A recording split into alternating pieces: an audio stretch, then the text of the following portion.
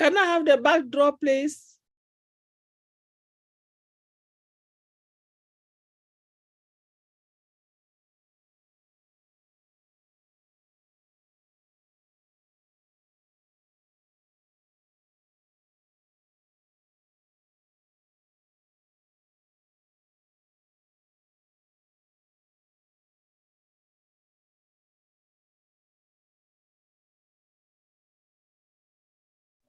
You're muted, Milo.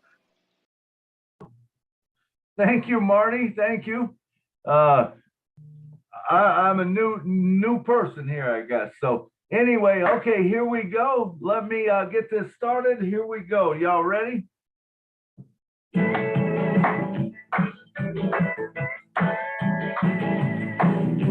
On Passive Milo show is here today. You don't want to miss a single word they say. Bringing you founders from a near and far. Listen as they tell you now just who they are. Listen to the stories and how they tell. In just 3 minutes how it's doing well. Telling us what it's all about today. And how they're loving that on passive way. On passive. It's a here today on passive. There's just no better way. Listen to the on passive Milo show. So then you can be the very first to know. On passive, it's here to stay. On passive Milo show is coming your way Saturday on passive. Oh yeah. Take it away, Milo. That's funny. All right. Thank you so much for being on the show. Because remember, if you was not here, there would be no show. And just thankful to be back today. I've been gone for 2 weeks, but what a great experience I had being able to go away, and everything was run just so smooth. And I'd like to thank Miss Lynn Nakamoto. She helped do that. Lynn, come down and say something to us. Hi, everybody. We missed Milo. We missed you, Milo, so much. But we did it without you for 2 weeks, but no more. You have to come back and stay, okay? All right. Thank you. We love Thank you.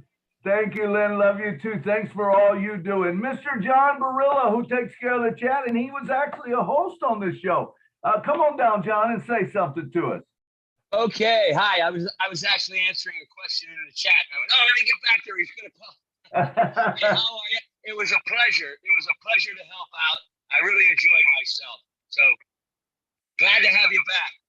All right. Thank you. And of course, the guy who makes it all happen in the back office and stuff, Mr. Marty DeGarmo. Marty, come down and say something to us, brother. So Hey, everybody did a great job, Milo. And you know what? What you were doing is building memories, man. There's nothing more valuable than that, because that's all we have at the end, right? So you be in with family, so that's cool. I'm glad you're back. Absolutely, Marty. That was great, man. I was down there and, with my brothers and all our family. We had a family reunion. And then, of course, I went to a lakefront home, or lake home, I guess it is, on Toledo Bend, and spent time with a bunch of artists and musicians. We sat around and we played, and we had such a great time. And then I went back to Shreveport on Saturday for the big show at the Louisiana Hayride, right where Elvis used to be. Where he came up, and so many of them came up, Hank Williams and all of them, and they were trying to bring that old stuff back. But incredible, the people that were there. I got to visit with George Jones's wife. I got to visit with Linda Davis, with Gene Watson, with Kiss an Angel, Good Morning, Charlie. I can't think of his name. Charlie Pride. Charlie Pride.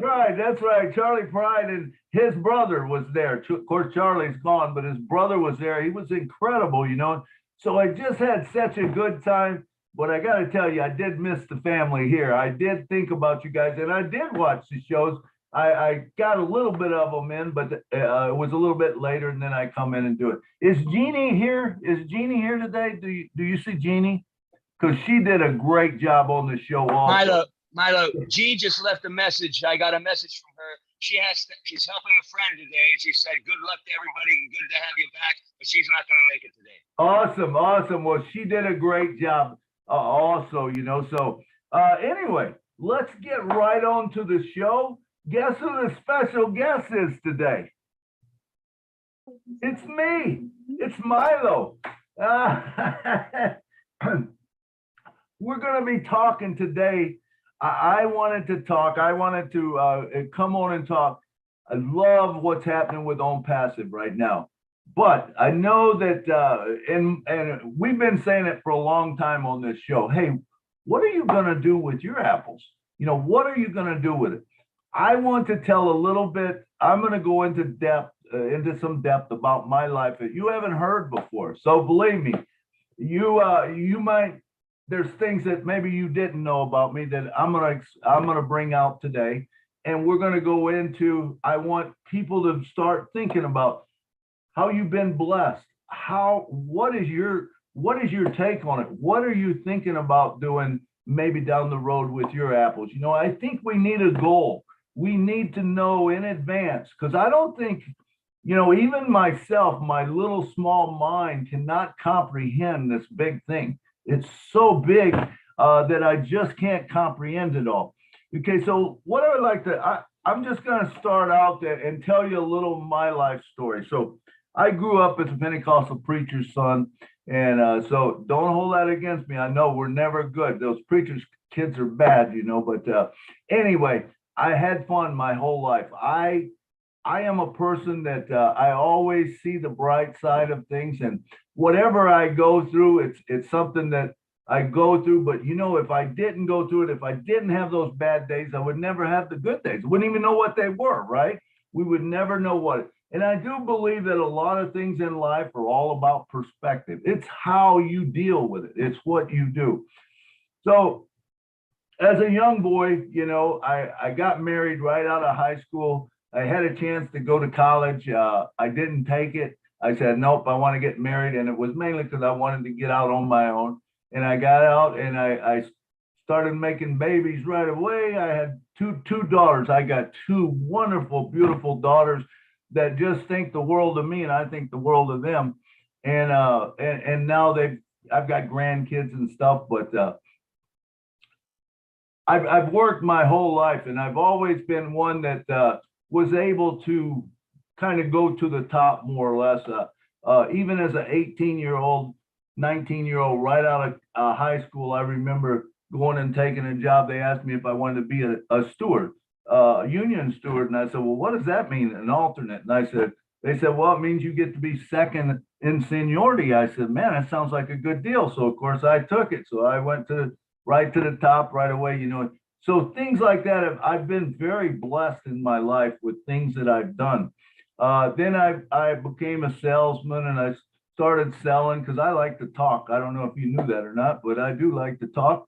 And so I become a salesman, and I always did well at whatever I did. I got into a lot of these, MLM, network marketing, and I always did good, but other people didn't. And so I was ready to give that up. But in 2007, I had a corporate come to me, and they wanted me to take a spot to be a salesman for them. I've never been a person that's all about the money. I could have made more money elsewhere, but if it didn't feel right to me, or if I didn't think it ethically, if I don't believe in something, I'm not doing it. That's just the way I am. So in 2007, they wanted me to take this job. And at the time I was considered, they called me Mr. Glenlord, because I'd been at this job selling building products to these large homes on the lakefront home.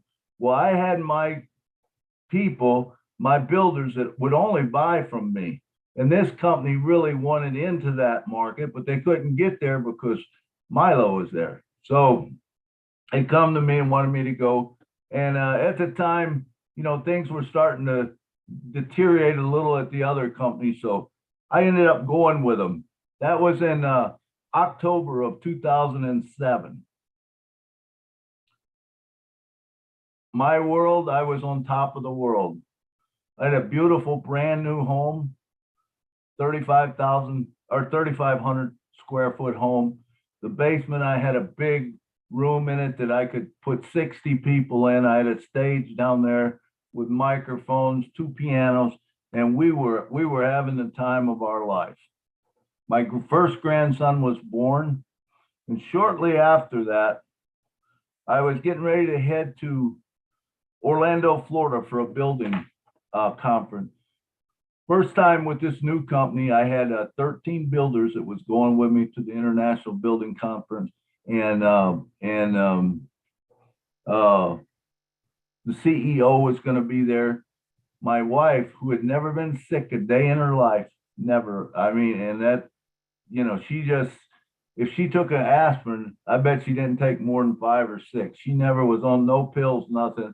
She exercised every day. She was in great shape, you know, and she would talk to me about the way I ate sometimes, but she wasn't too bad about that. But anyway, 2008, February 13th of 2008, I remember going into she said that the doctor wanted to see her, you know, and we were headed out on the 14th. We were supposed to fly to Orlando for this big meeting. And so I remember going into the doctor's office, and it was an oncologist. I said, why do they got to have an oncologist see? You know, well, I don't know. And I was in my world, and I wasn't really, I don't know if I was really connected as much as I should have been. And the girls wanted to go with us. I said, why did they got to go? She said, I don't know. She said, just let them go, you know. And she was always the one that was just really sweet about everything, and I was high strung. Remember walking into the doctor's office, and he walked in, and he said, well, he said, Peggy, he says, I'm glad to see you have a good support system here. He said, because he says, you might need it. He said, depending how this test goes, your white blood cells are way low, and it's possible that it's just something with the test. But if not, we're going to have to do something quickly. You know, and I'm thinking, oh, okay, well, whatever, you know. And so he did the test. They pulled the test out. I'll never forget. And I hope none of you, honestly, if you've been through it, I hope none of you ever have to go through it. I remember sitting in that room and that doctor coming in, and he walked in very slowly, and he closed that door behind him. And that door was just like a big door, and it shut, you know. And he said, Peggy, he says, I'm sorry to tell you, but he says, you have cancer, leukemia. Now, at first, my first reaction was, yeah, okay, so we'll get a second opinion or whatever. And so I told the doctor this, and he says, well, he said, Mr. Davis, he said, I don't think you understand. He said, this is acute leukemia. And he says, you don't have time. And I said, well, we're going to Florida, and when we get back. And then he said something that just hit me right between the eyes. He says, if you take her to Florida, he said, I don't think you'll be coming back with her. And I said, what do you mean? And so then he told me, our lives that day changed. Honestly, that was the, there was nothing I could do. For the first time in my life, I think, there was not a thing I could do, because I was always one that I either had the money or I knew someone who knew how to change things. I could get situations done. But at that point, you know what? There was nothing I could do. It was all about health at that point, you know. And so he told me, he says, you have to go to the, I'm trying to watch my time here. You got to go to the hospital up in Chicago, you know. And so we ended up going up the next day. I didn't sleep at all that night. I was watching Jimmy Swaggart on TV, or no, it was Gaithers on TV, and a song came on that said, hold me while I cry. And I says, man, how did that get on the TV? That's just what I need. And it was this most beautiful song that I'd ever heard, you know. And I'm into Southern gospel music, and I've never heard this song. And I said, how can this be that I don't even know what it is? So I said, I'm sure it's a brand new song. It's never been played before. So I grabbed my computer. I jumped on my computer, I looked it up. You know, it had been out for like 4 or 5 years, and I had never heard that song till that moment that I needed it. I'll tell you what, I played that song for like 6 or 8 hours. I did not go to sleep that night. All I did was play Hold Me While I Cry because it was such a beautiful song and it meant so much to me at that time. I remember getting ready to go. We had to go to Chicago the next day. I started the car. I locked my keys in the car. It was cold out. And so I had to call and get a key made. And I'm just really frustrated about all this stuff. And I'm thinking, man, my wife's got cancer. And I remember going up down the road and it was not nice that day. And I'm looking over at people and I'm thinking, you know, they were smiling. And I'm thinking to myself, man, my wife's got cancer. I remember walking into the hospital, that long hospital hall, and people would smile and laugh at me or whatever. And I'm thinking, man, my wife's got cancer. You don't know it, but my wife's got cancer, you know. And we walked into the big room where the cancer people were. It was all cancer people in there. And I seen people with hats on, people with, you know, no hair, and they're laughing and they're talking. And I'm thinking, man, if you guys only knew, my wife's got cancer.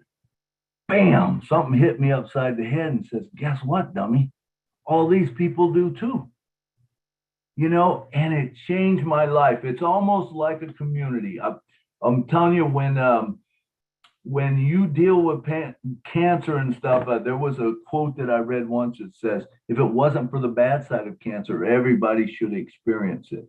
And you know, it's so true because right now, I'll tell you what, if you can breathe, you can go like that, you can breathe and you're living and you're healthy, you should be the happiest person in the world because there is nothing better than health. Health is better than wealth. Health is, you know, you just can't replace it.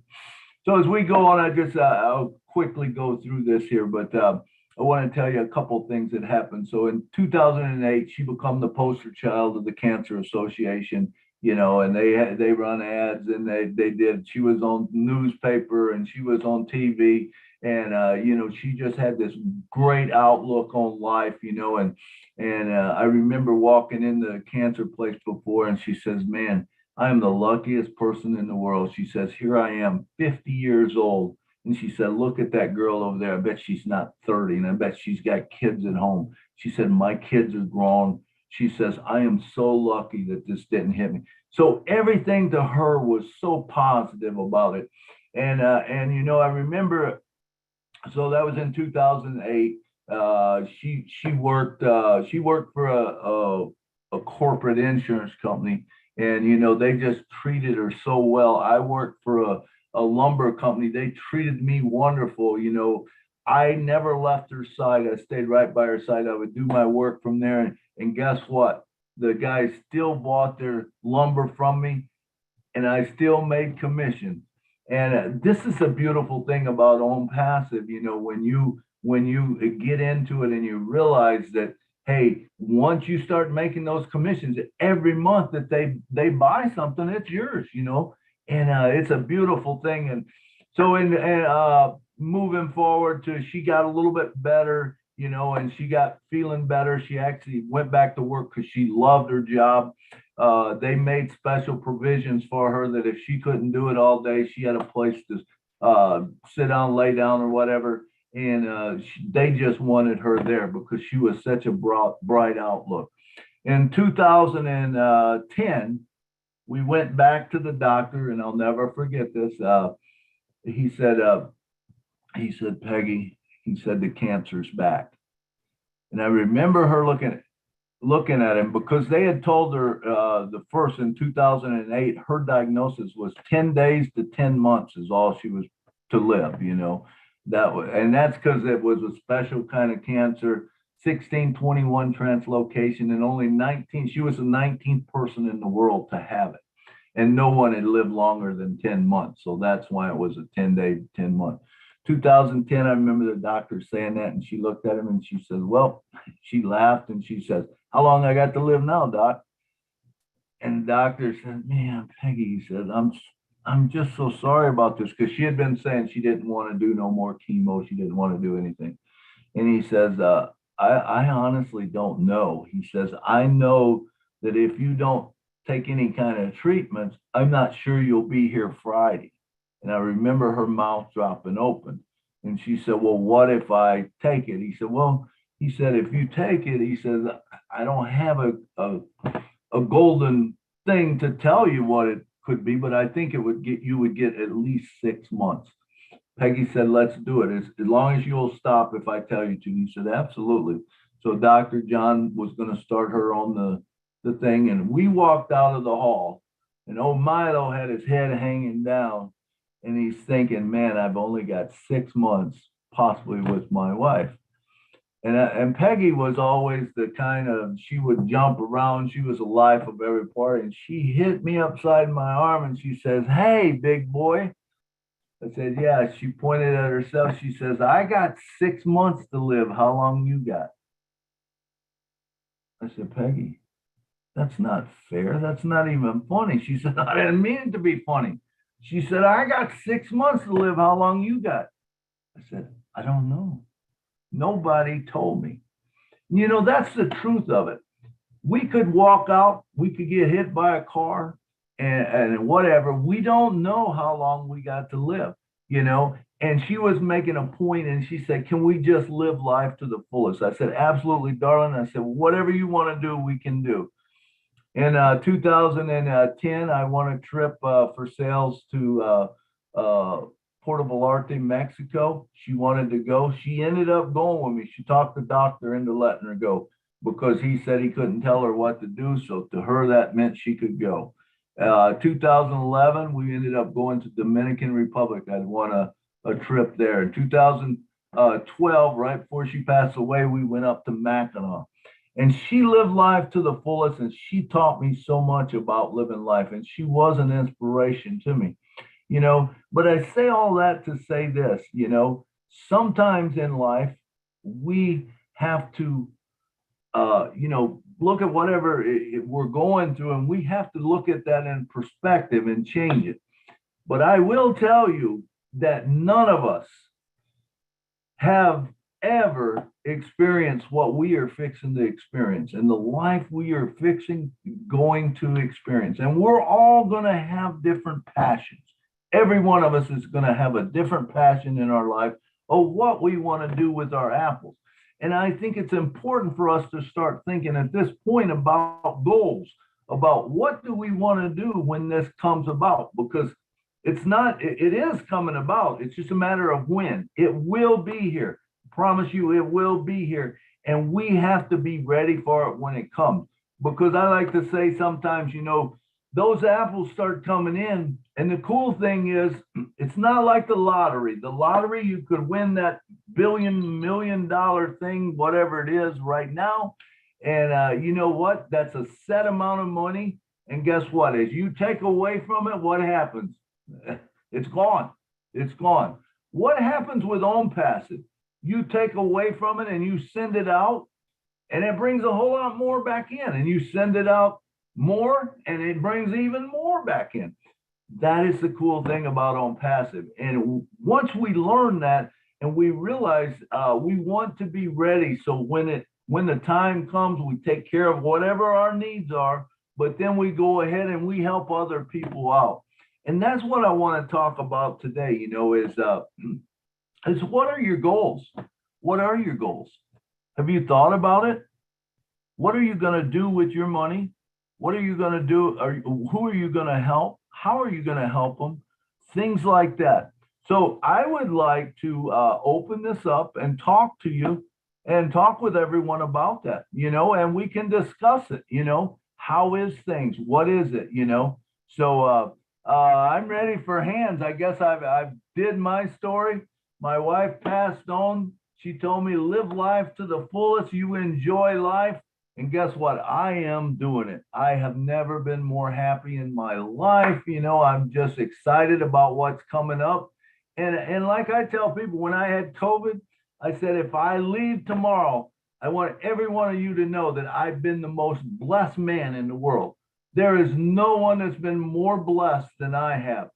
The people I know, And even this On Passive family. I mean, I look at the On Passive family and I think, man, I got thousands and thousands of people around the world that I know and that I've been blessed to know. And when I can sit down and talk with people, I'm just excited. If my daughters are in town and I get to sing with them, I'm excited as can be, you know. It's just all about, you know, living and loving life. All right, I see a hand up. Miriam, come on down. Hi, how's everybody doing? Good. Okay, what I want to do to help people is I want it to be practical as far as I'm concerned. Right now, gas is high. It's hard to get food because of the prices. So one of my ideas is to get gas cards. Um, give out gas cards to help. Get Walmart cards to help people with groceries or if they need to get clothes for their kids.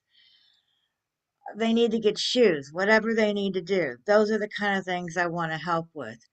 My husband, who passed away in 2020, Mark wore a prosthetic. It got to where things get expensive. Not everybody has insurance. Um, things like this to help people that can't afford to get the things that they need. Those are the kind of things that I want to do. The Go to the companies where you get the prosthetics, where you get those pieces, and maybe donate so much money so when somebody comes in and they need something, but they don't have Medicare or Medicaid or private insurance, that they'll have a fund that the person can still get the help they need. People can get the groceries or the clothes they need for their family. They can get groceries without having to worry that the prices are too high. They have gas cards to where they can get gas and know that there's somebody out there that cares about them. And it's giving people hope, kind of like what I said last night. It's giving people hope and letting them know that we care. They have to know that we care. And that's what's important to me. Absolutely, that's beautiful, Miriam. And let me just let me bring up something here that maybe you haven't thought about. But when you talk about you know the prosthetics and different people, different funds and different things like that, have you thought about maybe setting up a say if you've got a place you start you put money into a spot for them, and then that grows. And as people take out, you keep adding to it, and they maybe will then add to that. You know, they could buy a spot underneath that prosthetic help or anyone that wants to do that. And all of a sudden, it becomes a big fund that people will be able to take out of it, and it will support them. And you know, the thing about it is a lot of these people, like I know with cancer, and I'm going to do this with cancer, is when you have cancer, people don't realize what you go through as a person. You know, how you go through, and maybe you have to decide between making the house mortgage this month or buying the medicines you need. Nobody should have to make that decision. So what if my thing is anyone going through cancer, I'm going to have a fund that I buy them a spot, and then you know, that's going to continually pay them over the month after month after month, you know, or day after day even, you know, which will relieve a lot of that pressure off of that person. Something to think about. But I love your heart. I love what you're doing. You know, it's going to be a good thing. And the same way with the groceries and funds and stuff. If you happen to be out and you see someone that looks like that they might need it, or you know someone that needs it, you know, buy them a spot, and all of a sudden, you know, they start making it. So we can give them a fish, which is money. You know, we can give them a fish, but we can teach them to fish by giving them that thing. And the truth of it is once you buy just one little small part, say if you bought O-Net, say if they bought the O-Net, well, they're watching their wallet and they're getting money off O-Net, but all of a sudden, you know, they got $800 in here for Academy. but it costs $80. It's a pretty easy decision to take $80 and put it in so you get the 800 out. You know what I'm saying? So all of these things are beautiful things, you know, that we're going to be able to do. But I love your heart and how you want to help people. And I think that's a true Passivian, you know, is we're not about the money. It's all about helping other people, I believe. So I love your heart. Thank you, Miriam, for coming down. Let me see. We got Mr. Tony Monk from Canada. Come on down, brother. Hi, Milo. That was an amazing story that you told us. Wow, very heartfelt story. I had a tear in my eye. But now you've got your family, you've got your daughters all singing with you. Your wife is up there looking down, smiling, and saying, "Right on, Milo. You're living your life to the fullest," which is the way it should be, right? Yeah, it's amazing. Passive is amazing. It's going to give us the resources financially and everything we need to make a big difference in the world, a big, huge difference in the world. One of the things I'm going to do with my with the apples that come in to begin with, I found out 3 years ago that I had a daughter. I didn't know I had a daughter. This daughter of mine has 6 kids of her own. Right, so I've got 6 grandkids. 17. I think the oldest is 17 years old, so it ages me. But that's one of the first things I'm going to do is have a family reunion. Like Ash said, you know, look after yourself first. Make sure that you know, everything's taken care of personally, and then you can help on a much grander scale. And I'm really looking forward to helping a lot of places like, you know, rural places in the world that need water and schools and just the basic needs that we all take for granted. You know what I'm saying, Milo? So those things are very important as far as I'm concerned.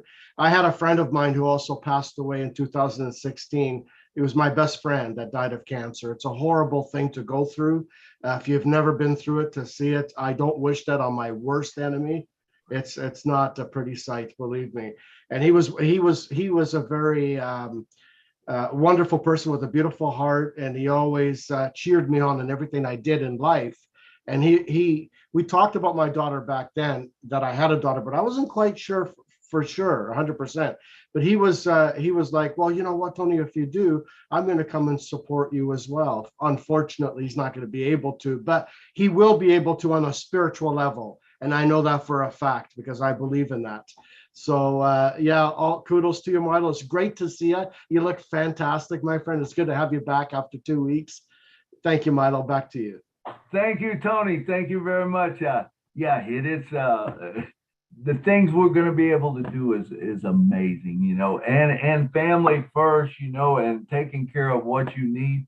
But after that, we've got a big world out there that needs us, you know, and whatever it is, whatever your passion is, that's what we want to talk about today, because I love talking with people about their different passions. Everyone's got something different, you know, and there is not a right answer and there is not a wrong answer. And we're all going to do things different. And that's what it's all about. All right, Mr. Roy Davies, come on down and talk to us, brother. Well, hello, Milo. Glad to see you back, Roy? my brother. And that was some good sharing you did, you know, about your wife. And, you know, I'm praying for you. And I just, you know, just got a little something to say. Try to make it short and brief. Give everybody a chance to say something.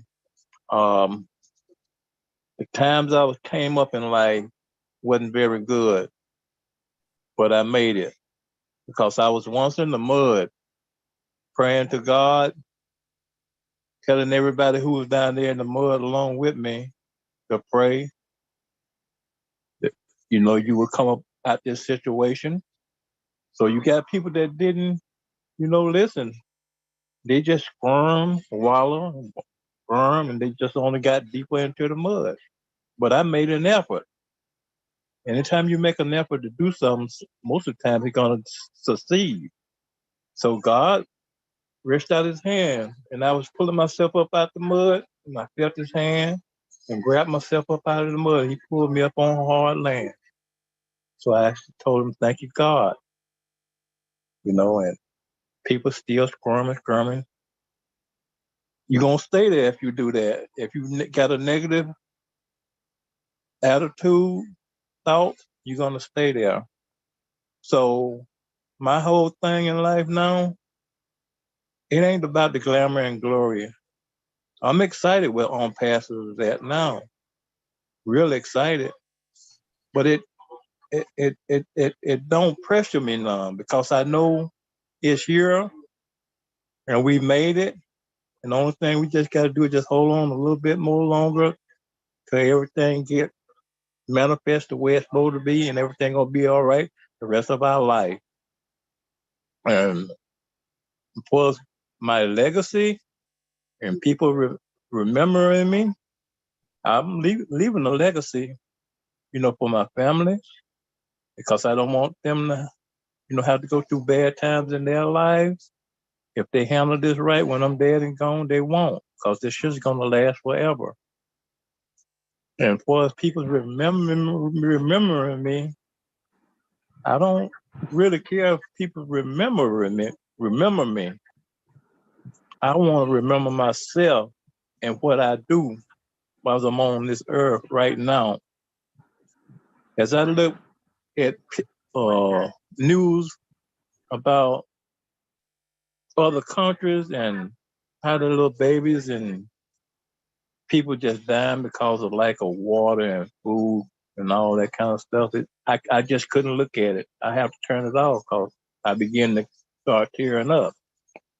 So that's my whole thing. When I get my family together, get myself together and everything is all right, that's what I want to do. Go to other countries and I want to meet these type of people and I want to be able to make a big difference in their life. And I just want to get down on my knees and just hug about 5 or 6 kids at one time. And I know they'll probably be crying. They probably won't be crying no worse than me. So I thank Ashma Farah. Thank God for giving him the heart that he have to help all of us and On Passive. It's going to change all of our lives. And that's all I can say. And thank you, Michael. That was beautiful, Roy. I love your heart, man. I love it. And it is so true, exactly what you said. I want to expound on some of that a little bit. We can stay where we're at if we want to. But remember, life is all about perspective, I believe. In other words, I remember seeing a post once and I loved it. It was a meme. And it had a picture of, you guys might have seen it before. It had a log going out into kind of like a bay, and there was a little bit of a part in there, a bay type thing that was away from the water. And there was 12 seagulls sitting on that pole. 11 of them was facing out to the open water where it was real rough and choppy and everything. And one was turned and he was looking into the bay where it was just all nice and smooth because the tree was blocking those waves from coming in or whatever. And the post above it said, life is all about perspective. And it's so true. It's how you see things. How do you want to see things? You can take the worst situation and you can change it by perspective, knowing that, it could be worse. In other words, yes. You got something go wrong in your life right now. You look at it and say, you know what? I don't have cancer. I don't have this. I can breathe. And all of a sudden it makes you feel better. Or you can stay in the mud, like you said, and wallow around in it. But that's not what it's all about. And I love the part you said about the dash. In fact, I was going to talk about the dash. It's a good time to talk about it right now. It's all about the dash. It really is. I mean, you have a birthday and you have an end date. But what you do in between at that dash, that's what's important. That's what's important. So when I think of my wife, Peggy, she was born on September 19th, 1957, and she died on October 12th, 2012. But in between there, I can tell you she affected so many people's lives because I hear of them even now. I remember walking in to the president of the owner of the corporation that she used to work for on Christmas right after she had passed away. I went to see all the girls and stuff there. And so I walked in and Mr. Lang said, come on in. And it was this Yeah, I mean, it's a magnificent office. They had these huge doors, this big fluffy furniture. And he said, close the door. I closed the door and I sat down. And he was about 90 years old at the time. And he looked with tears in his eyes and he said to me, he says, I miss that little girl every day. And I said, well, that's two of us. And he said, she used to come. He says, there were days where I didn't even want to get out of bed, but I got out of bed and I come to work only because she was there and she was the male person and she was very animated. So he said she'd walk in the door and say, hey, Mr. Lang, how you doing today? You know, and talk about the sunshine and this and that. Stuff like that encourages people to be better, you know. And so that's all good. That's all about the dash. That's what you do with your life. That's how you live your life, you know. And I can tell you, if you're happy, you know, it's going to show. It's going to exuberate through other people, and other people's going to be happy. They're going to want to be around you.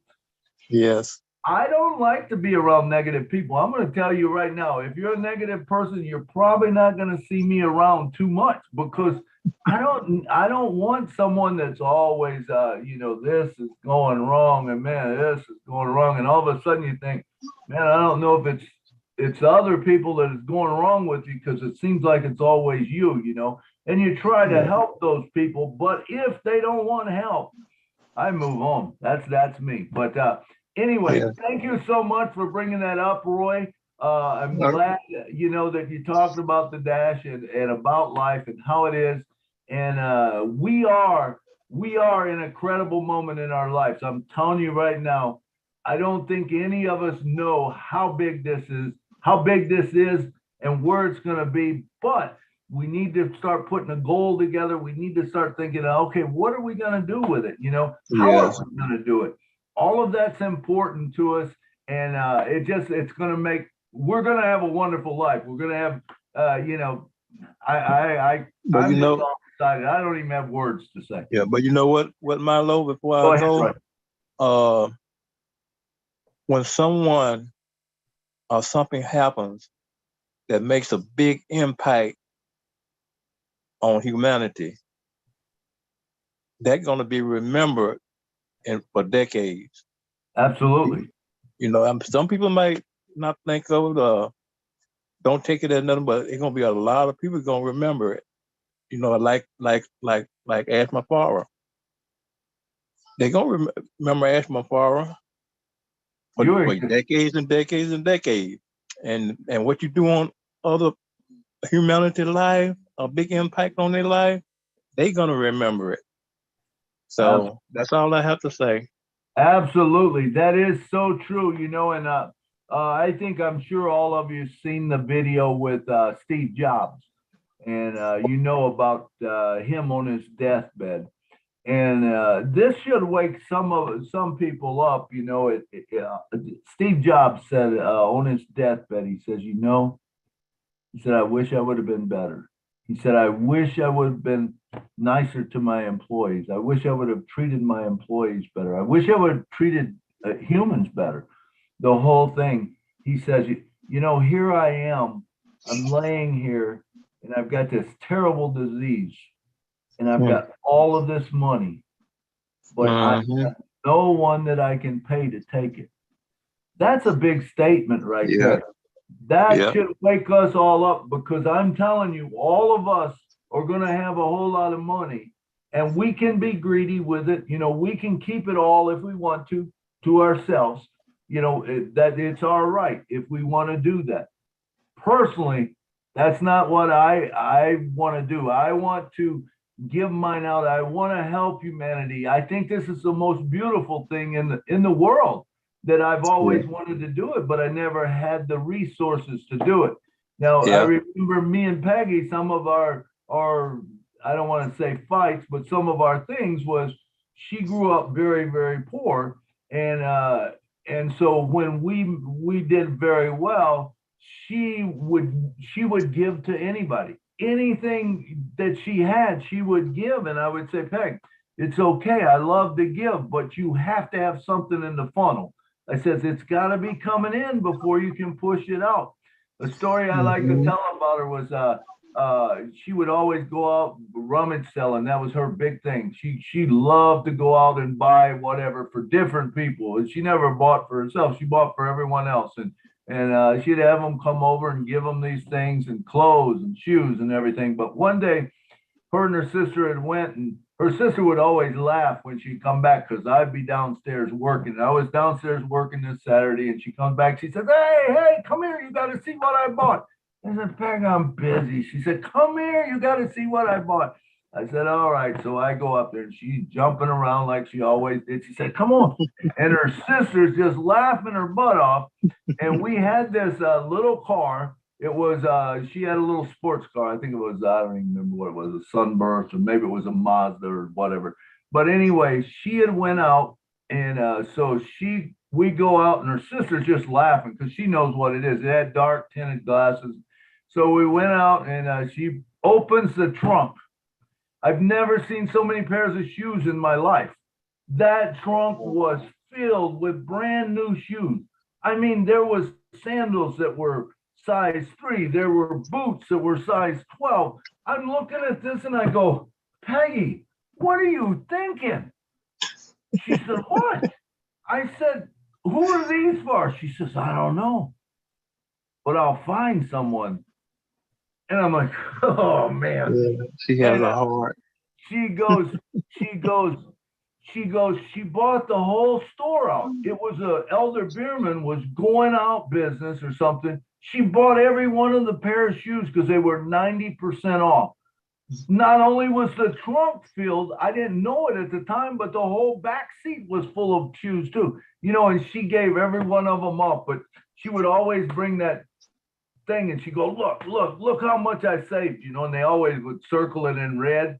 She'd say, "Look how much I saved." I said, "Peg," I told her one time, I said, "Peg, I tell you what, you keep saving us all that money, we're going to go broke," and I'd laugh about it. But she was just a good person and good-hearted like that, so, I mean, that's life, that's what it's all about. And now, I'll be able to do stuff like that. I wish she was around to enjoy it because I know she would love it. She'd be out, she wouldn't have any limits. Ash says there's no limits to it. So, but anyway, she's still there with my daughters and all that. One of my daughters is just like her. So anyway, next up, we got Miss Amy Radecki all the way from South Haven, Michigan. Come on down, girl, and talk to us. Hey, Milo. Hey, everyone. Thanks for the opportunity. I appreciate you guys. So I'm not going to really say anything new from what all you have already said. But I do have a son that went to heaven, and he did die from leukemia. And so I have a special place in my heart for little children and parents that are going through an illness. And not all of them pass away, but mine did. And so my heart is to help other parents that have little children that are going through whatever kind of cancer there is. So I don't want to lose myself here, but there are so many things that we're going to be able to do. Like you said, Milo, the sky's the limit. Ash said that. He said, make a list and make it again because it's not big enough. So I'm looking forward to be helping my own family. We have 8 kids and 5 grandkids and be able to set them all up. But I definitely want to help people that have children with cancer. And there's so many other things, but I'll let it go for there. Thanks, guys. Absolutely, Amy. That is a beautiful heart. And when you watch people go through cancer with children, and I remember when Peggy was going through, there was a little boy in St. Joe that he didn't have leukemia, but it was some form of cancer. And to watch him deteriorate in the family, I don't care where you are. Cancer is no respecter of person. I don't care if you got a lot of money, you don't have any money. It doesn't matter. I'm going to tell you, cancer will take a toll on you, And fortunately, You can use it as a motivation or whatever for living, and know that, hey, you're living, and be thankful that you're that, which, I love what you're saying about how you're going to help people. And I want to be involved in some of that also, because anytime someone's sick or whatever, it's tough, man. And you just hate for people that no one should have to go through that, where that, just costs, millions and millions of dollars. Peggy's was over 2.7 million. Go ahead, Amy. One more thing, you just reminded me, after he passed away, and all of that, we had to file bankruptcy. We lost our house. We lost both of our cars, the family business, everything was gone. And so I've been at rock bottom, and I'm looking forward to being able to help other people that are at rock bottom. And thanks, Ash. Thank you, Ash. Yep. And Amy, I believe that too. I was very fortunate that I didn't lose everything. I could have very easily, but because I was at the same place. My mortgage didn't get paid one month, and I remember the bank calling me, and I'm like, 1 month, and you're calling me? Are you kidding me? And talking about, well, they could take the house and whatever. Well, hey, you do whatever you got to do, because what's important to me right now is not that house, And so I was very blessed that I didn't. And, when she passed away, I had life insurance and was able to pull out of it. But I'm still not where I was, but I'll get back there, actually I'll go way above, with this own passive. And I am so blessed also, like you and all of us here, that Mr. Ash Mafaro did come up with this. And what an amazing thing that we have. It's just going to change humanity. It's going to change life. It is going to be the correction to the corruption. All right, next up, we got Mr. David Otto. Come on down, brother. Hello, how's everybody today? Good. How you doing, David? Great. When you brought up the subject of cancer, I've got a really good friend, and I got him to register. Unfortunately, he can't come up with the entrance fee. It's like Canadian, and I can't do it. But he's got cancer. He's got a family of 8 kids. He's working, and sometimes he misses work. And the last time they read in the Riot Act, where before they told him, like, oh, no problem if you need time off, this and that. But, he's going through a really rough patch. And he's pending right now. So if I believe I can still get him in if I can get the funds to pay it. So I had cancer. I was lucky because it stayed in one spot for 7 years, and it came out to be a tumor, and it broke the surface, where if it would have gone the other way, I wouldn't be here right now. So I just wonder if there's somebody could help me, get him paid so that he's got this, because I don't know how much longer he's going to have, but it's something for his family if he goes away. So. Right, Dave. Dave, one thing about it, remember the founders are all done now, basically, other than pending founders. But if you get him in right before, which is going to be very inexpensive for all of us to do, when your apples start coming in from day one or whatever, you don't need that much to get him in. And if by chance you don't have it, man, get a hold of me. Once it launches, I'm strapped out right now, so I wouldn't be able to help you at all. But I plan on helping all kinds of cancer patients later. So if you start a fund for him or something, let me know. I'll put a spot under. Okay, so even though he registered before it closed, it means that there's still a chance he could get in, or no? If you is he a pending founder? Yes. if he's a pending founder, he can. If he can come up with the money, he can. But what I'm saying, if he doesn't, that's not a lost cause, because all I would say is that time when it, we get the products and we're able to give out the free products to people, and then I don't know exactly how it's going to work, but say if it's maybe a reseller, he could come on as a reseller, but it's important. Whenever he gets in is fine, but whoever gets in before that initial rush, or if you get in on day one, you're going to be way ahead of the masses, and so you're going to do very well. Okay, thanks a lot. That helps. Yeah. All right. For sure. All right. Let's see. Do we have anyone else? Man, I can't believe there's no one else. No hands up. Come on, y'all.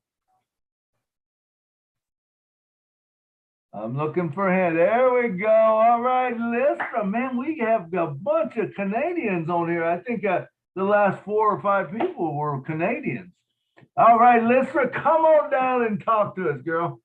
Hello, I don't know if I should. After listening to your story, it's so close to mine. I lost my husband the same way. And it was a long, painful, sad journey. And yeah, after a while, the pain leaves you, but you don't forget. I don't know how you feel, but I know you don't forget. It's as though it happened just yesterday. And I was left with 2 young boys. And that was very hard. But I had family who were there to help me, which was, amazing. That was so amazing.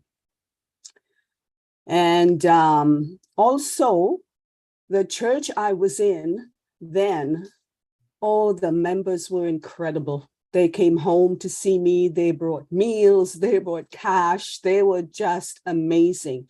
So when I was able to return, I gave everything I could to that church. I helped wherever I could, in the Sunday school, the children's groups, in the kitchen if they needed help. I mean, I was so blessed by them that I wanted to bless them in return, and that felt good. So to this day, I give to Cancer Research monthly. It makes me feel good. I know it's an ongoing thing, and it's not really moving the way we would like to see it move, to find some resolution to this terrible disease. But I feel good that I can help someone, because I know a lot of people, I read the stories that's sent to me afterwards. Some people do recover, and I take solace in that. At least it's helping some, So yeah, so I will keep on helping where I can, because I was blessed by a lot. Anyway, I just wanted to say that. I can't say any more right now. Thank you all. Thank you, Lystra. Thank you, Lystra. I understand what you say, and I was in the same way. I was blessed so much, even though my wife was very inspirational to the whole thing. I mean, I hate to say this, but there was times that she lifted me up when I should have been lifting her up. She was the one sick, and sometimes I was the one complaining about it. She never complained once. But we also had a church family that they brought meals, they brought things. I got to tell this one little story. I remember one month, it was tough, and I remember pulling up to the drugstore and to get her medicine, and it was one of the only medicines they were going to try. They had tried everything else, and I had great insurance. I mean, I had the best insurance you can have. And I pulled up there and I got the thing of medicine and they gave it to me and they said it's $800 and something, $832. And I go, no, I said, I got insurance. And I'll never forget the look on the girl's face. She says, I know. She said, but that's the copay. I go, are you serious? Yeah, that's the copay. Now, there was people that I know could have never made that happen. I made it happen, but I didn't have money for the mortgage that next day. But I'll never forget. I never told anyone even this story. So one of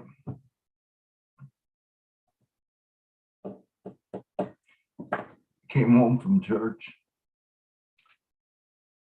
and on the door there was an envelope. I opened it up and it had a card. Thinking of you with $1,000. I mean, so was I blessed? I was so blessed. I was so blessed. I know there's people that, that doesn't happen to, but it happens to me, and I'm just the most incredibly blessed. And people have said, it's too bad you had to go 5 years with your wife with this cancer. And I'm like, no, you don't understand. That was the most 5 incredible years of my life. Yes, exactly. That woman inspired me, to unbelievable things, Lisa. And yes, we had to go through that, but oh my God, the memories that it made, and I just, my heart breaks for you that you had to go through it with young children. When I did it, I had grandchildren. The grandchildren back then, that was back when FaceTime and stuff. I don't even know if FaceTime was about. There was something else, Skype. And we set up Skype in her room.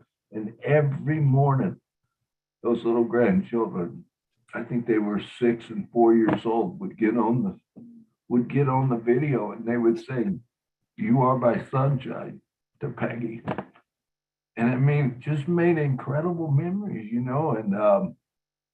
so I'm just blessed. I get all choked up. Let me move on here. Oh, that's all right. It happens. This is the thing with me.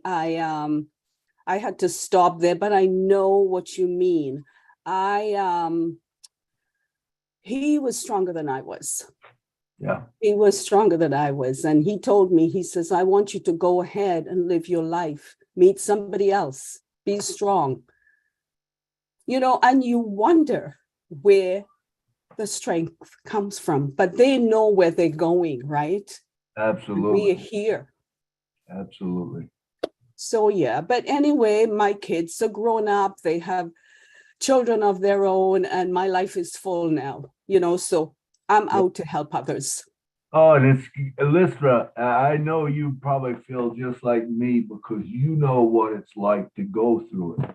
So when you're able to give someone help, it's going to be incredible. I mean, I can't tell you, that's a huge passion of mine. And the other thing you said was churches. I believe that churches, are an arm that reaches out into community. And I plan on working with churches and helping churches to, because I want churches to be able to help cancer patients. I want churches to be able to help musicians and different people in life. I want them to be able to help foreign missions where they go over someplace else and they maybe sponsor a missionary who then will sponsor all these other people underneath it and grow this thing to a big thing where they can have clean water, they can have shoes, they can have food to eat. Some of them, don't even know anything about, they've never had internet. They don't know anything about a phone. They don't know about banking.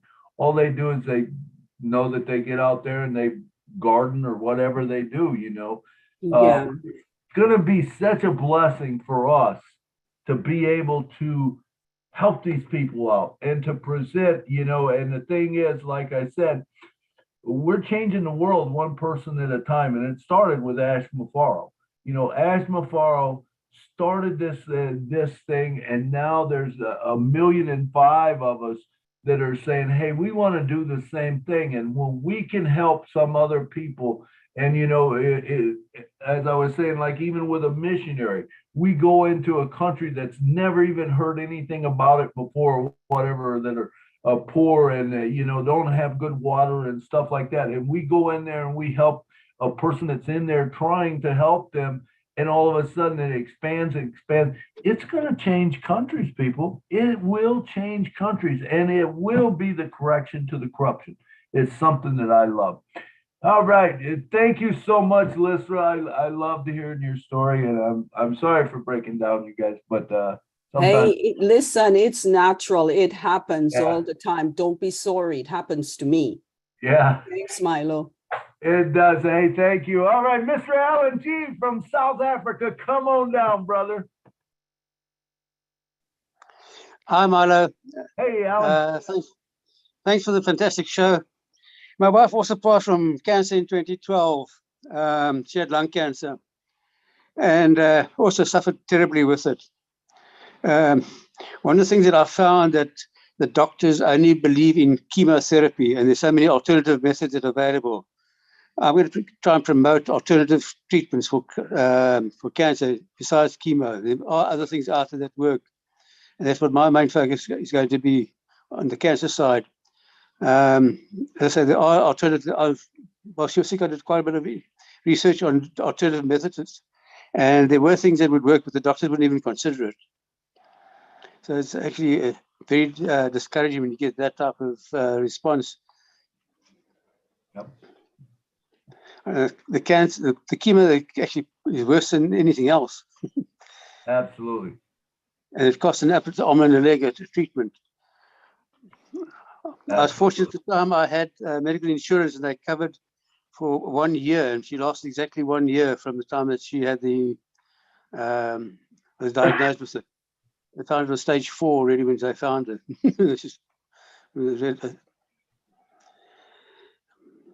Yeah, it's I'm sorry, go ahead. Yeah, I know it's terrible to go through. On the brighter side, one of the things also where I am in Africa here, we have what we call townships where the blacks are staying, but they're very, very poor in this very poor area. Some of them live in like a shack type of thing with no water, no electricity, nothing. It's about 2 meters square or 4 meters square that they live in. And sometimes they have like 4 or 5 kids living in the same space. So, it's very, what I'm looking for to do is also when 3D printing becomes available to go and start building houses for that type of community, build communities with those 3D printing houses. It's one of the things I want to do as well.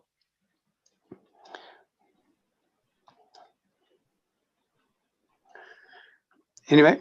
Yes. Also, one can't change the past. I always say this, one can't change the past, but you can change your attitude on how you deal with the past.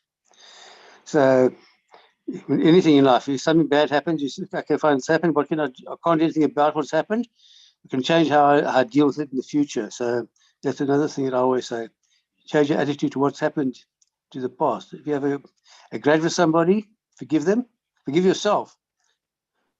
You give yourself permission to forgive, and let them. You don't have to befriend them, but so it doesn't eat you up. Because if you have a grudge against somebody, you're eaten up by the whatever's going on, but they live their life normally. They don't even know that you're so upset. They know you're upset with them, but they don't worry. You don't speak to them for I don't know how many years. And so if you give yourself permission to forgive, you don't have to actually befriend them and say, but you give yourself permission to forgive them for what they're supposed to have done to you, and then you can move on with your life. Absolutely, Alan. That's a great piece of advice. Hey,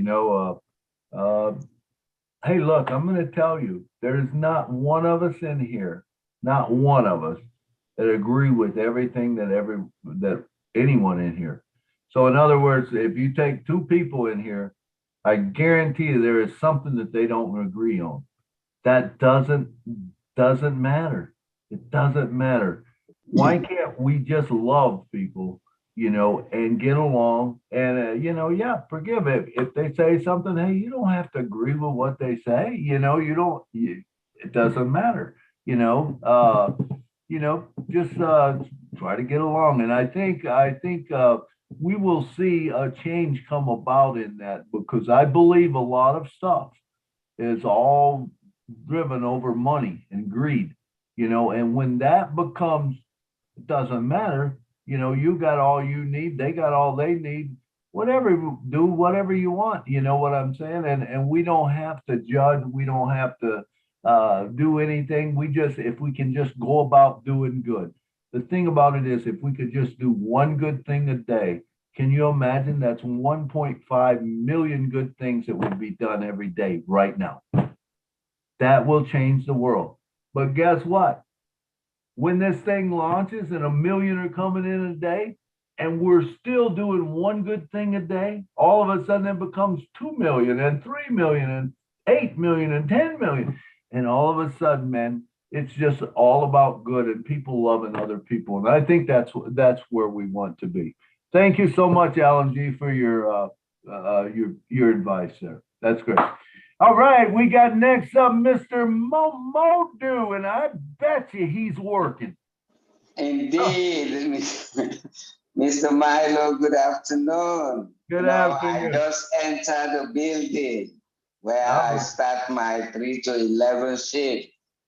But I say, let me say some few words, Thank you very much for what you've been doing for us. My thanks is always goes to Mr. As, because the reason why I've been working hard since I came into this country is because of my family. I was born in Sierra Leone, West Africa, and I came from a large family. I have about 11 siblings, and out of those siblings, they have over 200 kids. And all of them look up to me. So that's why I always work every day, morning and evening. And when I got this opportunity, I know my dream will be realized. And when these apples start coming, those are my first concern. I'll make sure I take care of them, make sure all my siblings had their individual houses, and then make sure the community where I born, I create changes, and then move on to the whole country. So that's why I'm always thankful to Mr. Ash, for giving me this great opportunity. And I also thank you all for enlightening me, organizing these webinars that made me to know more about my opportunity. So that's the only thing I have. So I know if I do that, I will leave a legacy for life, because having been able to help my family to change their situation, and then look out of my community where I was born and the country as a whole, I know my legacy will be remembered 1,000 million years to come. So thank you very much. I don't have much to say. I just finished doing my rounds when I came at the back here, and thank you. You called me at the right time. Thank you very much, Mr. Milo. But please don't disappear on us again. Miss Lynn and others have been doing a great job for us. Thank you very much. All right. Thank you, Momodu. And yes, you are. You will be your legacy will be a long-lived, and that dash in between. Yes. What you did, what you do for everyone, that is what's going to be remembered. It's not necessarily when you were born or when you were died. No. There's nothing in between. But if there's something in between that makes a difference in the world, people are going to remember you. That legacy is going to live on. I love it. All right. Thank you. Thank you so much for coming on, and thank you for coming all the time. Okay, we've got. Thank you very much. Excuse me, Milo. Can I Yes, interject? absolutely. Someone today talked about a family where the dad is very, very ill. So I wondered if that person could raise their hand because we have a good Samaritan that wants to help that specific family privately. So could I have that person raise their hand again before I miss this opportunity and the webinar ends? Okay. It was David Otto. David, was that you? Yeah, David had someone that wanted to. Yes. it was Okay, me. David, do you have my messenger? Do I have you on messenger so we can connect? Someone wants to help that family. Okay. I've got Facebook and Messenger. Okay, okay, I'll look for you. I guess I should be able to find you. Why don't you just direct message me in the chat if you don't mind, a personal message with your phone number, and we'll connect. Okay, so I can connect you to the helper.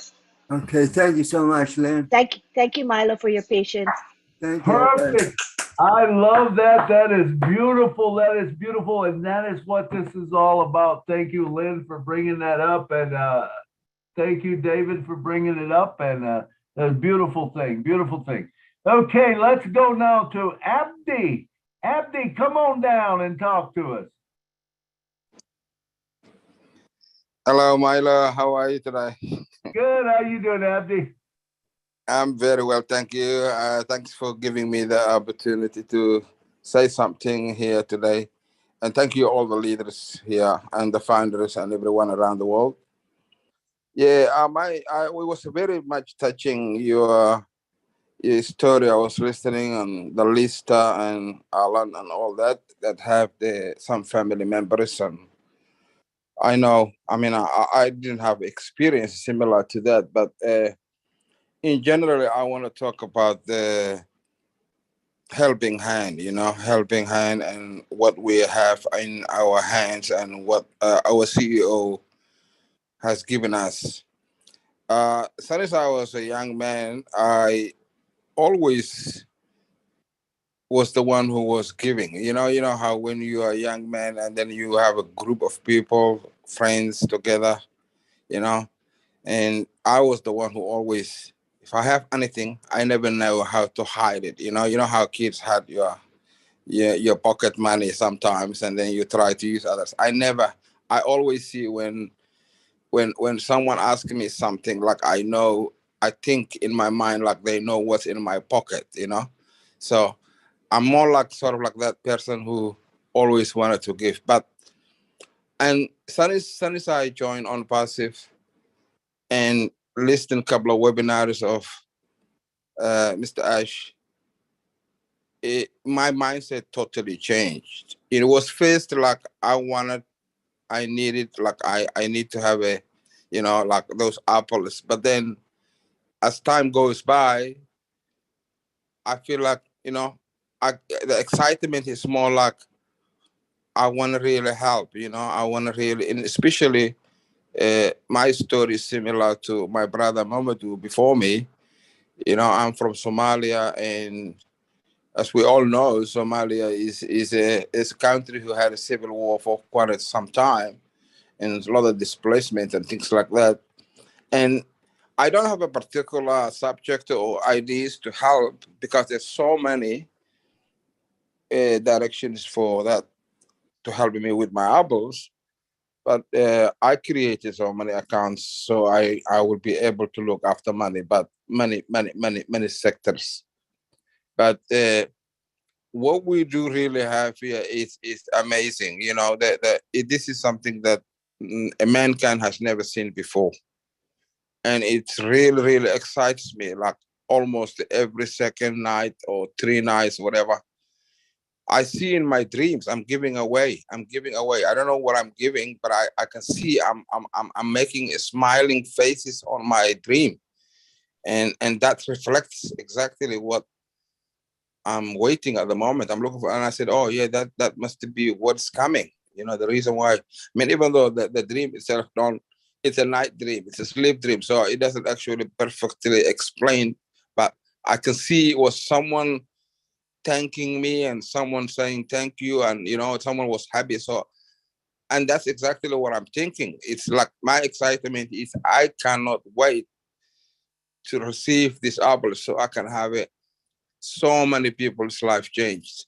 And especially in Africa, you don't need so many things to change someone's life. It's like, a family of 4 will be able to basically sustain their livelihood, put the food on the table, maybe even $200 a month.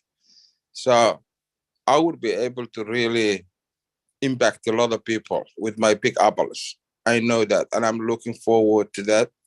And I'm really excited, and I cannot thank enough Mr. Ash Mafara and his family for the opportunity that they have given so many people and so many of us, 1.5 million. Imagine how many of us who will be able to distribute for this generosity from our CEO. And I'm really happy, and I'll thank you, Milo, and the rest of the brothers and sisters here. All right. We are really in a good spot, and I'm really glad to be part of it. All right. Thank you, Abdi. That was good stuff. It is so true. All right. Next up, we got from Florida, Mr. Bruce Gerstein, the one and only. Come on down, brother, and talk to us. Hello, Milo. Hello, Lynn. Hello, world. Hello, Unpassive. I want to thank you for everything you always do. And it's amazing how somebody reached out to Dave Otto to help him. I didn't put the background up today because I have this yellow bush behind me. And there's an interesting story behind this bush. 2 years ago, it looked like it was dead. And my gardener said, maybe we should take it out. And I said, no, let's prune it because I think there's still life in it. And it's kind of like a good metaphor for Unpassive, because many times people look at there's nothing there. But you have to see inside and say, maybe there's something there. And in 2 years, this thing is now overtaking my tree. It's like a big vine growing. Just like Unpassive is a big vine growing around the world. This beautiful yellow bush flower is enfolding my tree. So I think that's a wonderful analogy. For me, Bless changed the whole world of Unpassive, and I think for a lot of people it did too, because everybody saw a purpose to be beyond just making money for themselves. They saw how they could help everybody, and everybody, I believe, wants to help someone. I don't care if it's a farmer, I don't care if it's a little old lady. Everybody wants to help someone, and everybody feels wonderful when they help somebody and somebody says thank you. I'm not looking for the thank yous. I'm looking to serve. And the way I serve is the way the God of my understanding wants me to serve. And that's to serve with, just look at the possibility of this flower. The possibility of every human being is the same. And we all have the potential to grow into things that we don't even know or understand. So Unpassive is the great changer of all things in this world. And I'm a proud founder. I'm proud to be here every day. And things that I want to do. I have a brother I love dearly. He's a marine biologist, and he's been shunned a lot in the field because he's a rebel. And he created warning detection devices for all sea mammals. And he has the patents ready to go, and things change. And I want to see if I can help him develop a research center for himself. That's for my personal friend, my personal brother. But I have many people. My girlfriend is in the Philippines. They got hit with a terrible earthquake, and now they got hit with a typhoon, and they have no money to do anything. And I want to help there. I want to help them with their hospitalizations. I want to help them with their buildings. I want to help them with their water. But I think anywhere people want me to be is where I think I will listen to the God that I have to tell them to direct me to where where all the apples fall and where they go, because I'm not in charge. The God of my understanding is in charge of who I help, how much I help. That's all up to a power greater than myself, loving, compassion, and kind. And the biggest thing of all is always be kind, patient, understanding, and never judgmental towards others. Have no opinion on someone else, and no one will have opinions on you. And I feel good about myself. I feel good about MILO. I feel good about everybody here. And let's keep on going to the top, beyond the top, beyond the top, and beyond the top. We're unstoppable. Thank you, Mike. All right. Thank you, Bruce. Thank you, Bruce. That was good stuff. I enjoy listening to your heart about who you want to help, and the beautiful thing, man. And you do want to follow whoever, whatever you should do. That's who you should follow and do. The beautiful thing is we'll all be able to do whatever we want to do, more or less, and we're going to have more chances to help people than we've had before. All right, Mr. David Schweitzer, were you hit with that flood at all, David? I know you're kind of around St. Louis, aren't you? I don't think so. I'm in Kansas. Oh, Kansas. Kansas, man. All right, Kansas. All right. Hey, yeah, I just want to say that I know how what that's like. I had cancer in my family and stuff, but I lost my mom and cancer, and then my brother had cancer, but my brother's still living. He ended up losing his tongue. You just don't realize how important your tongue is when you go and eat something and you don't have enough to push your food back to your throat. But anyhow, he's doing okay. I mean, he's cancer free right now. But what I want to talk about is that I just want to be able to do thank God for old Bless, help Bless out, and I just want to be able to do good things for the community because I never had that opportunity to do that. And also I want to do good things for the church because the church knows a lot of people that needs help, So just to be in church and have that power and be able to walk over and help them and have that extra little bit of money to go around and help people out that needs help. That's what I'm kind of going for right now on that. But other than that, I just, yeah, and also want to thank Axmanar, what he's done for us and bringing old Bless. But yeah, I understand what that's like, and I tell you what, it's not fun to go through all that. And but anyhow, I want to do good things for the community and also help my church out when they need help. So that's what I'm looking forward to. Perfect. I love that. I love that, David.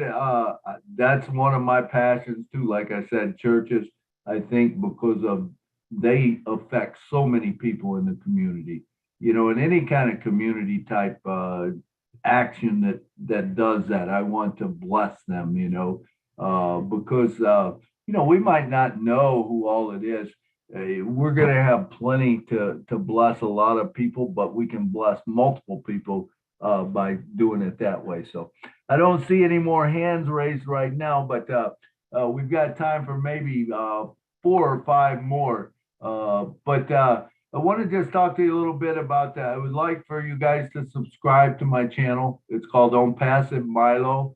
Right now, I just basically got the daily inspiration. I will be putting up us singing at the church tomorrow with my family. I'm also going to bring in a lot of the singing stuff. And also, I'm going to bring in some of the stuff on that channel, that you can see some of the inspiration stuff that Peggy did while she was live. There's some videos that she did that were just incredible. I mean, right before she passed away, they asked her if she would come up and sing. And so she said, oh, she would love to. Well, she wasn't even strong enough to get up there. We had to basically carry her up to the stage, set her on the stage. She gave her whole testimony about how she was so thankful for what had been done. And she thanked all of her family and me. This was all right before it happened. It was probably one of the hardest times I had to sing. And right after that, we sang a song that I wrote called Jesus is a Shelter in the Midst of Every Storm. And, so I'll be putting a lot of that stuff on.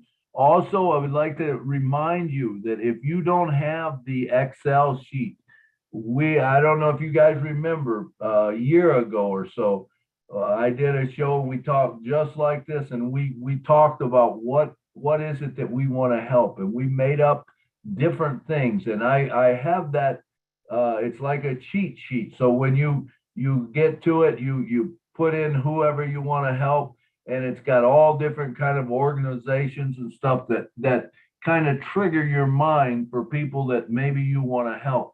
Because I promise you, if you're not thinking ahead right now, it's going to come up on you so fast that you're not going to be able to just come up with all of those names. You're not going to, it's one of those things where if you're working on it and you work, through a sheet or whatever, and you put the names down, then it's easy to go back and say, oh, okay, well, I do want to help St. Jude Hospital. I want to help the Cancer Foundation. I want to help this church. I want to help, this musician. I want to help, whatever it is that you have. We all are passionate about something. And whatever it is that you have, maybe you want to provide food for the community. You want to provide medical help for people.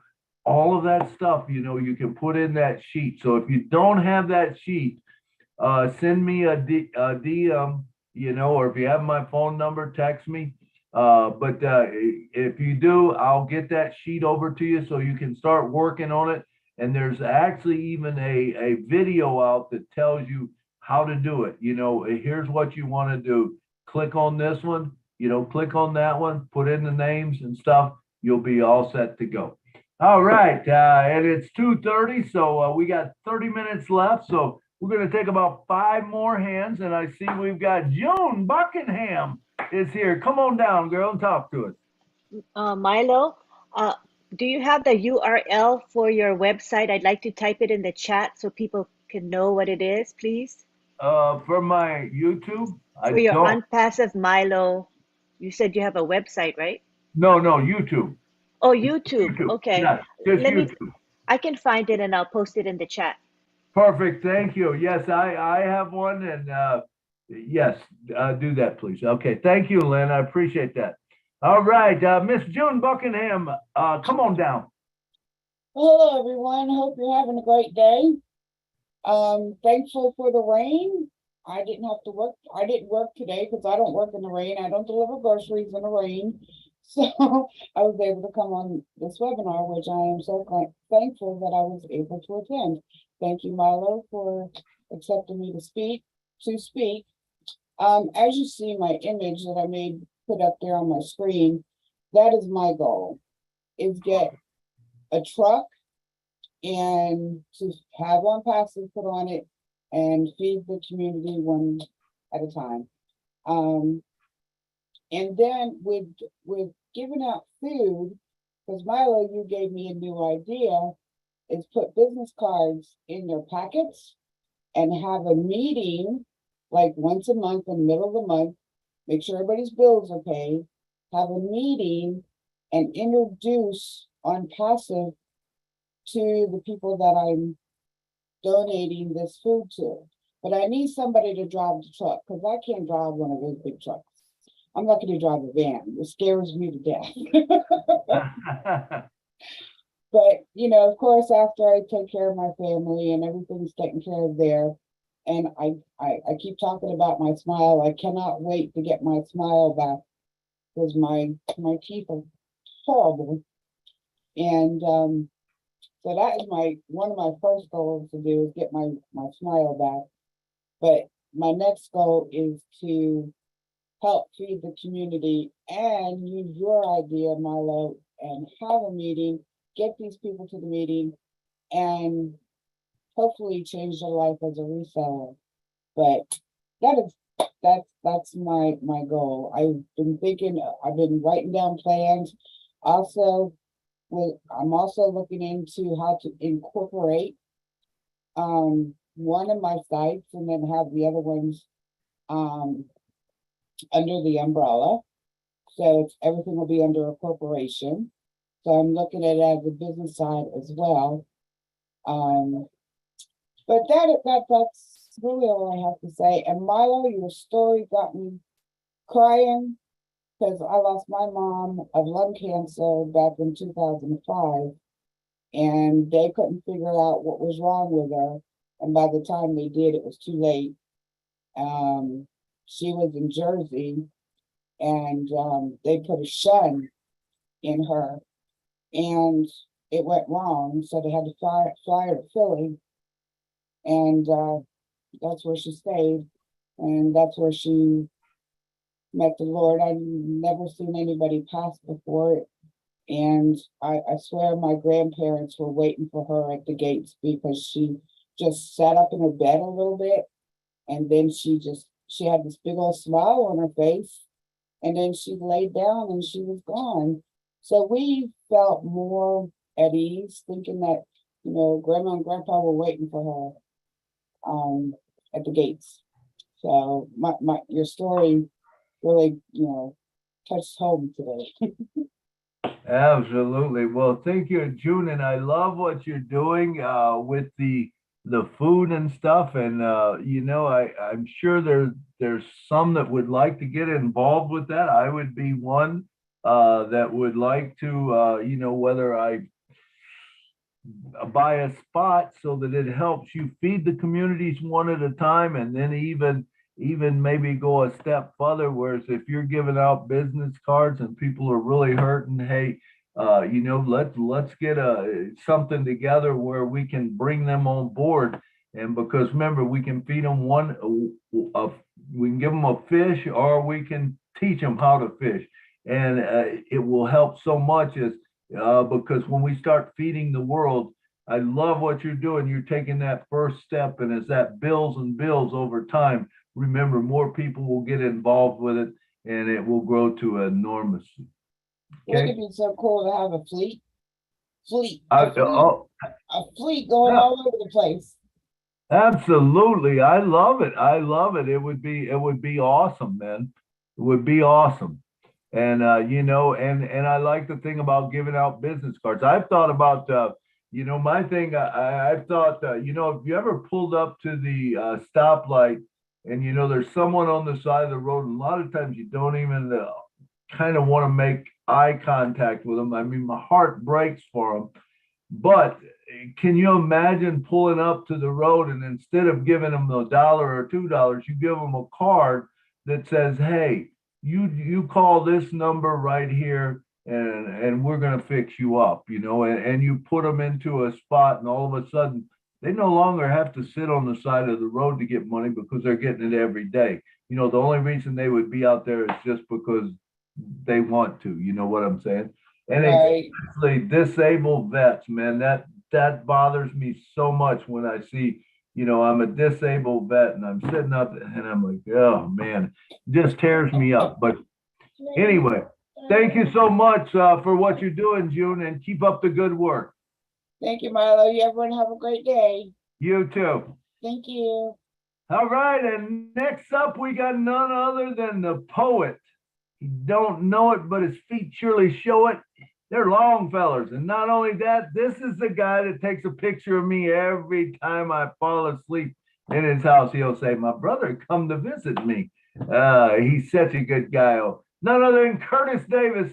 He does the daily inspiration. He writes them every day, sends them to me, and I put them to music and speak to them.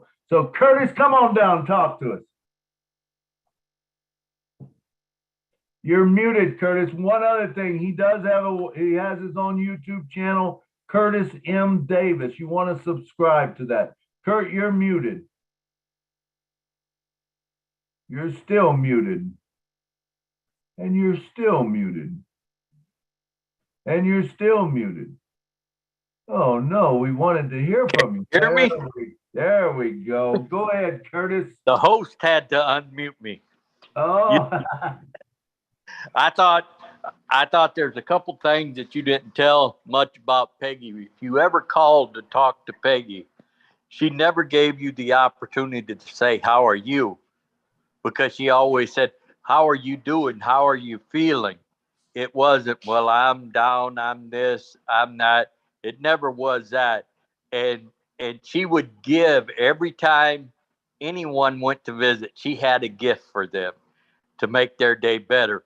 I've been thinking about, and a lot of people say, well, I'm going to get cards and give to people just so they can go buy groceries.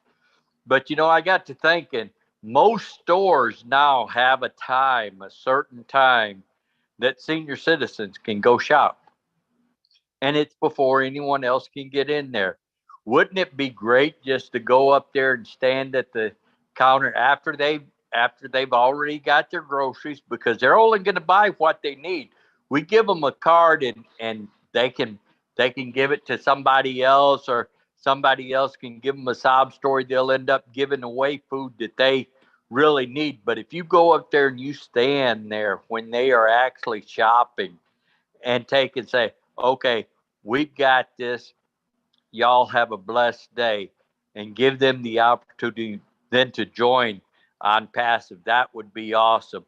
Also, another thing that really gets to me is the special needs children. And I would like to set up a big place where the special needs children could go and fish. They could go hunt. You could have people come up and take them fishing, and just enjoy life with the special needs children.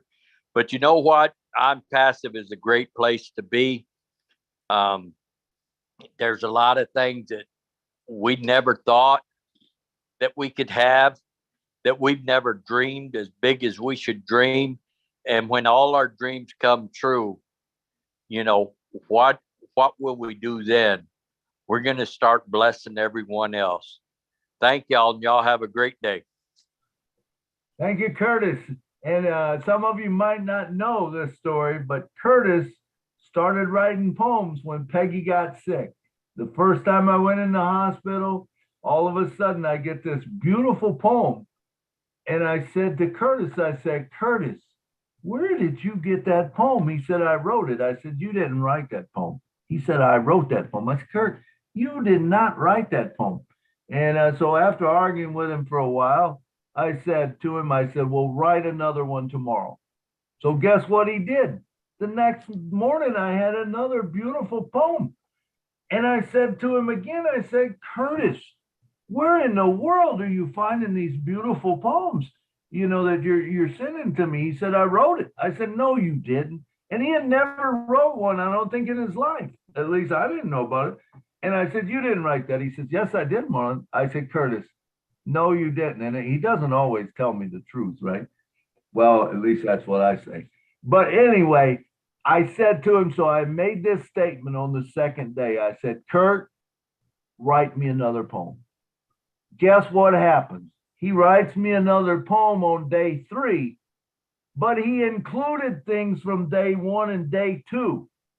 There's no way that he didn't write the poem, and I knew that at that point. And I'm like, I said, Kurt, you wrote that poem. He said, yeah, I've been telling you, I wrote all of them. He wrote a poem every day that Peggy was in the hospital. We had a poem. We had a poem that was written to us every day. When we were in the hospital, Kurt just wrote a poem. Now he's doing it with daily on passive, inspiration. He does an inspirational poem every day. I told him, I said, you got to be consistent. He has been consistent. I think he's up to almost 600 poems now, isn't it, Kurt? Yeah, real close to 600. 600 poems. So subscribe to his channel. You never know what he's going to inspire you about, but it's cool. It's only a 2-minute poem. You can listen to it over coffee in the morning, and it'll make your day. But it's good stuff. Thank you, Kurt, for always being there for me. All right, and it's about time to close it down. I guess we don't have time for any more. It's a quarter till. So I want to thank everyone that was on the show today. You guys made the show. Every one of you, your incredible stories that you told. Thanks for listening to my story. And it's just a wonderful place. I want you to know where we are right now. You cannot believe what a wonderful place it is and where we are going and where we're going to go. But I want to thank all of you, every one of you, for coming to the show. Because remember, if you was not here, there would be no show. And it wouldn't, you guys are the ones that make the show. I'm glad that I'm able to fill in and help out. But also, I like to thank our co-host that's here today, Miss Lynn Nakamoto. She's every place. Come down and say something to us, girl. Milo, this was a beautiful show. It was really special. It touched my heart, and I know it touched other people's hearts as well. So keep doing what you're doing, Milo. You're awesome. Thank you, Lynn, and you are too. And thank you for coming on. And people might not realize how big a help you are, but you are the one that keeps everything running here and running smooth for me. And I couldn't do it without you. All right, and next up we got the guy that monitors our chat. That's always here, and he was even a host the other week. He's a great guy, Mr. John Barilla. Come on down. Thank you, sir. Oh, yeah. Okay. Hi, Milo. This was very good today. I had a couple of little distractions here and there, but you touched me too. I'll just say that. Several people did actually. But I just want to say real quick too, a couple of folks in the chat were asking for your spreadsheet. How can I get your spreadsheet? Okay, Whatever that is. Yeah, if you want the spreadsheet, you can direct message me at Nashville Milo on Facebook, or if you have my phone number, you can text me. Okay, hopefully they're hearing that, because several people had asked and I didn't know what to tell them. I did say direct message you on here, but what you're telling them is, now listen, folks, direct message Milo on Messenger, Facebook Messenger. That's the most, because I doubt many of them have your phone number, but they could get you on Messenger. Right, Nashville Milo. So Nashville Milo. You pull that in. Thank you. My picture with Ash pop up, and just ask for it, and I will get it out to you. And maybe Lynn, would it be all right if I sent that link to you and even John, and you can get a hold of any of us, and then you can get it. Sure. All right. Sound good? All right. If I knew how to do it real quick, I could just put it in the chat, but I'm not that good at it. So I'm sorry. So you'll have to, yeah. But remember, please subscribe to my channel. I need people. I got like 8 subscribers or something, I think. And I would like to share my stuff. And if you like some of the stuff I do, subscribe to my channel, click the bell, that way you'll get it. Same way with Kurt. If you want his stuff, click or go to Curtis M. Davis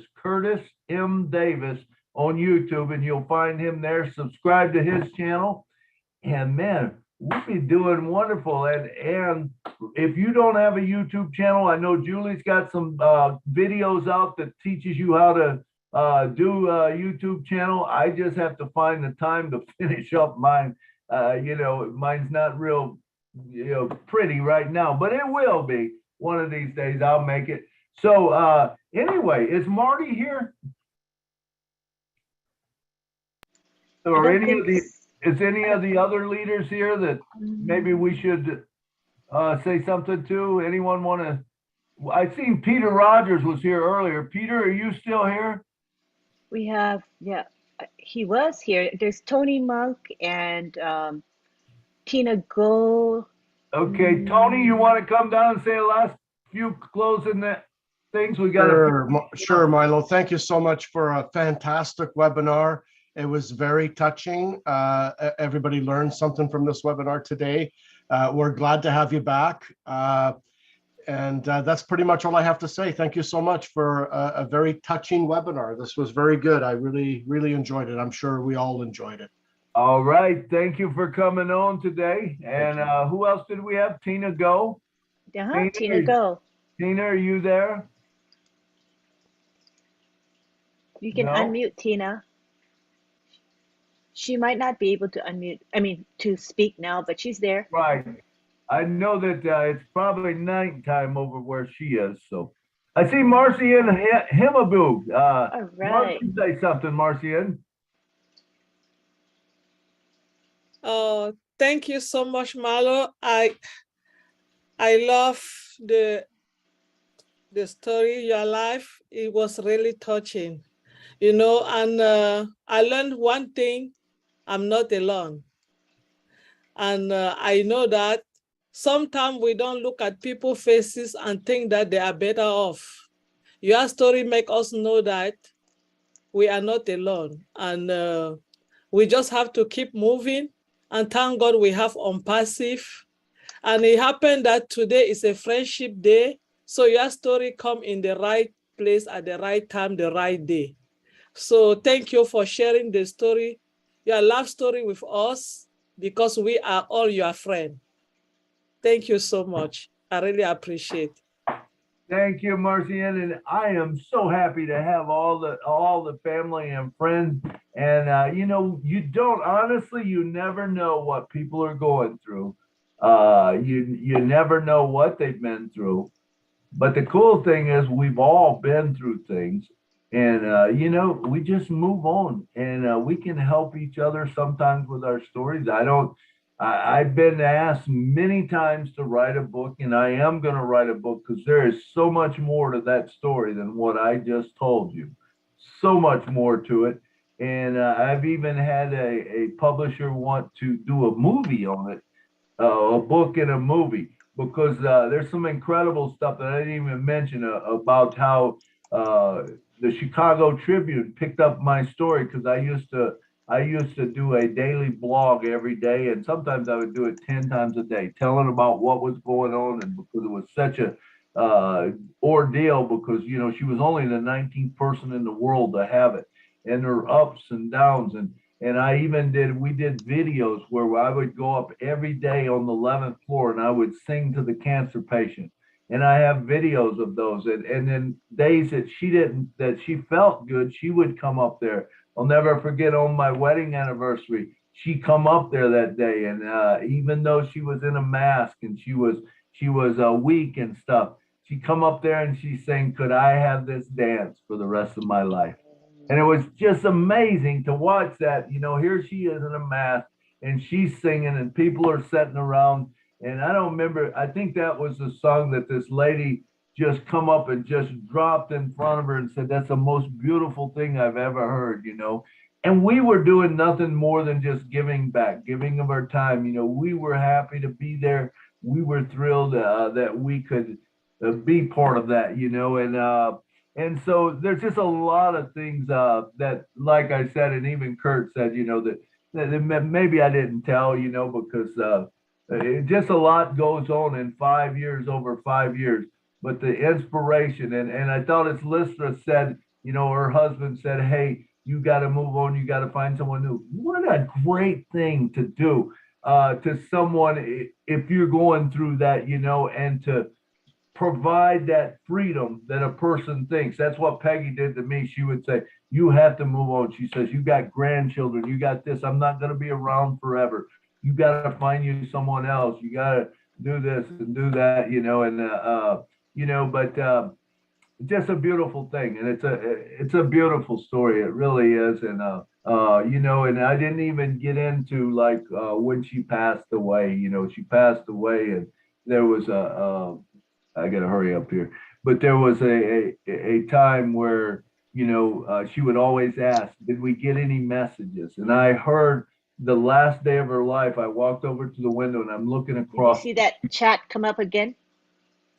No. It's back again. All right. And so, Oh, I'm sorry, I was unmuted. But Milo, what I wanted to tell you is that I have the link to your Facebook profile page in the chat now. So they can just click on it and they'll get to it. Okay, perfect. Milo? There you go. You guys just click on it and then send me a message. So let me finish this real quick. I'm looking over the skylines, and Peggy was already unconscious. She was in a coma or whatever. She'd been on a tube. And I heard her as plain as day say, "Did we get any messages?" Because that's what she would always say to me when she was feeling a little better. And I said, "Oh my God, I'm sorry, Peggy." And so I walked over to her bedside. I rubbed her arm. And I said, "Let me read them to you." I had 109 messages that day for her. Some of them were just praying for you. Some of them were thinking of you. Some of them was maybe this or that. But the thing that I want to tell you is when people are like that, even just saying one little thing to them, it makes a difference, because it brought that whole outside world into me. So sometimes it would be, "Hey, we're thinking of you." And I would say that, and she'd say, "Oh, they're so sweet." And then we would go into memories about us and them, and we would do it. But this particular night, of course, she was in a coma, 109 messages. It took me over an hour to read them. When I finished up, I said, "Well, there you have it, or whatever." And I walked back over to my chair. I sat down and I started looking at the Dallas Cowboys website because I'm a huge Cowboy fan, and it was stuff going on. And so I went back to look at it, and I heard her breathing pick up. I run to the nurse and I said, "Hey, her breathing picked up." And he said, "That's not normal." He said, "It normally," because they had told me, said you'll hear her breathe, and then it'll get less and less, and then it'll go maybe a little bit more, and then it'll go less, and then it'll go more, less, until it's all done. So I'm expecting this to happen. All of a sudden, she's breathing a lot. So I run out and got him, and he goes, "Man," he said, "this is weird." He says, "I don't know." He says, "But you know Peggy," because they all knew Peggy. Peggy had come back many times from where we thought she was dying, And he says, I've never had a cancer patient that I never gave morphine to. He never gave her a bit of morphine. She just laid there with this most peaceful look on her face. And so he walked out. He no longer walked out. And all of a sudden, her breathing got less and less and less. And I got up, put my computer on my chair, took one step to the bed. And by the time I hit the second step, which I was 2 steps away from the bed, she was gone, and it was the most surreal thing. I called my daughter's, my son-in-law says, "We'll be right there." He didn't even ask me what it was. He just said, "We'll be right there." The nurse, I went out and got them. They come in, they said, "Oh, we're going to have to, we'll get her ready, and then your family can meet you." I said, "I don't think that's possible," because I said, "I think they're on their way." They were staying right upstairs at the hospice house. They come busting through the door about then, and we had our last little thing with her, and it was beautiful. I mean, she just passed so peacefully and stuff. But anyway, there's more to the story. But Facebook, at about that time, they were just coming out. Chicago Tribune picked up my story, and they said, "Try telling this guy that social media doesn't work." So it was all kind of cool, to get noticed like that and stuff. But thank you once again for coming. It is that time that we need to close down. So I appreciate every one of you coming. Remember, if you want that Excel sheet, DM me. I'll get them out to you. I'll get a link to you so that you can have it, and also a video that shows you how to do it. And I appreciate every one of you coming. Thanks again, Lynn. Thanks, John, and everyone else who had a part in it. It's time to go. We'll see you guys next week. Good night from Nashville. Good night from Canada. Good night from South Haven, Good night Michigan. from New York City. Good night from Houston, Texas. New York City. Night from California. Night from Nice Canada. show. South Africa. Good. All right. Ba-ba-da-ba-bum. Good night. Adios, again, MILO. It's time to go. Again, Lee. Ba-ba-da-ba-bum. Good night, sweetheart. Again.